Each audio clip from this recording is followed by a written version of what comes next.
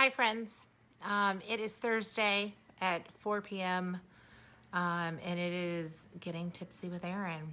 And I'm not in my normal setup, and there's not going to be anything normal about this because I am on the fly and I'm going remote from Buster and Karen's house at the vacation house. And I'm on a selfie stick and that I happen to have in my car. Don't ask me why. I don't know why. I had a 10 o'clock appointment and an 11 o'clock appointment this morning, and I stopped by a walkthrough at one of my listings that's closing tomorrow just to take off the lockbox on my way back from my 11 o'clock, and I'm just leaving. So just had some things come up and had to stay and make sure it got done. And so here I am. But, got to get it done for my sellers and make sure everything was done right. And now we're at 4 o'clock. So if you've emailed me or texted me or called me today, I'm sorry. But I will get back to you before the end of the day. I am showing property at 4:45, so we'll make it all work. But today's episode, it's episode 27 of Getting Tipsy with Erin. And today we are talking about my seller's advice from touring houses recently. So I know that the market right now is a little crazy, and stuff is going on the market and is flying off the shelves, and buyers feel like there's nothing out there, and stuff is going, above list price with no closing cost assistance. But just because that's happening doesn't mean as a seller that you can just throw anything on there. You are not capitalizing. You still want to put the best product out there to get the best thing, to get the best net and the best proceeds. They're still looking at other houses, so they know if you're going to put a bad product out there. So this is advice for now. This is advice for 6 months down the road, a year down the road. I'm giving you advice for any seller if you're thinking about selling now, thinking about selling in the winter, next summer. So this is my seller's advice based off of what I'm seeing when I'm showing property. So step 1, deep clean your house before you put it on the market. And when I say deep clean your house, I'm talking beyond what you normally clean. And if you don't have time, hire someone to come in and do a deep clean. I'm talking wipe the baseboards, wipe the light fixtures, go in and deep clean, wipe the shelves in the refrigerator, change your HVAC vents, make sure all your light bulbs work. And I know that sounds really stupid, but people look at those things and they think if they're not paying attention to that, what else weren't they paying attention to? And I know, you live in a house. I always tell people you live in a house one way, you sell a house a different way. So just deep clean, like get in there, get it all clean. Hi, Mom. Mom is watching. She's literally right upstairs. I came busting in here and I was like, I need to record Getting Tipsy. So deep clean the house. Again, if you need to outsource it, do it. But you want those sellers to come in and feel like they can just move right into the house, put their stuff in, and everything's going to be lovely. Number 2, remove any outdated furniture. We're living in 2020. If you have, furniture from the 90s or from the 70s, if you have a velour couch or, printed weird furniture, just get rid of it. You don't need to get all new furniture. Not telling you to do that. Just get rid of the old stuff. My 11 o'clock appointment this morning, it's a woman's house, and she has moved to assisted living. And they said, can we just, put her house on the market? And I said, what are you going to do with furniture? And they said, well, when we sell it, we're going to get rid of it. And I said, just get rid of it now. Get rid of this old furniture because someone's going to come in. It's going to be a younger family.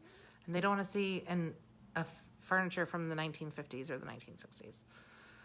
So that's what they're doing. They're cleaning out all of that furniture. Make them see themselves and see themselves in 2020. Or 2021, because I feel like we all want to move on to 2021 at this point. Number 3, Highlight the home's best features. What do you love about your home? One thing that I do, I ask my sellers what their top 10 favorite things about the house are. So think about that and then highlight those things. I do a sheet and we put it, up front, and I send it to the agents that are showing it, but also highlight those. So, if you have a pool that has a waterfall, have that waterfall on. If you have a screen porch that you love, have the lights on in that screen porch with the fan going, and maybe, lemonade out there with a stand or a bottle of wine, or some beers and music out there, whatever it is that you love. If you have all of the majors fixed, the major, like the HVAC and the hot water heater and the roof, and you have all that stuff that's been completed and you want them to know, and that's something that they're not going to see, have those manuals and those receipts, have that out so people will know that and they can see that. Hi, Marcy, how are you? Have that information out for people to see. You want to highlight stuff that you want them to see. So you want them to see your house in the best light possible.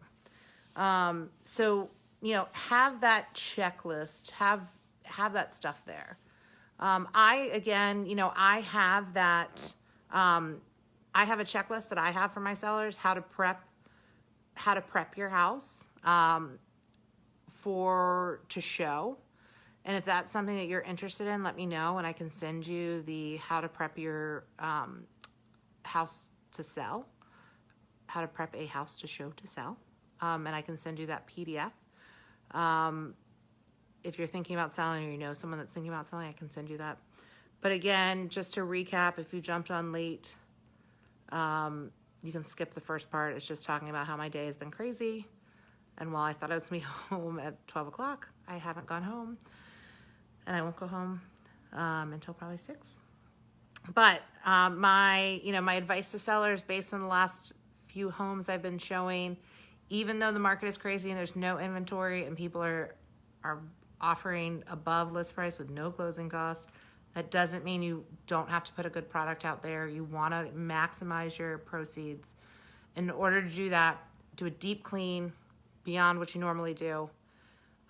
You want to take good care of your house. You don't want to put something on the market that has, torn window screens and weed-filled garden. Remove your outdated furniture and design styles. Again, you don't have to buy all new furniture. You don't have to restyle a whole house. Just take out the old stuff. Highlight whatever your home's best features are. Show those best features. Put them out front for people to see, even if it's stuff that's not necessarily stuff that people see when they just walk in. And then again, if you want my selling prep checklist, let me know and I'd be happy to send it to you.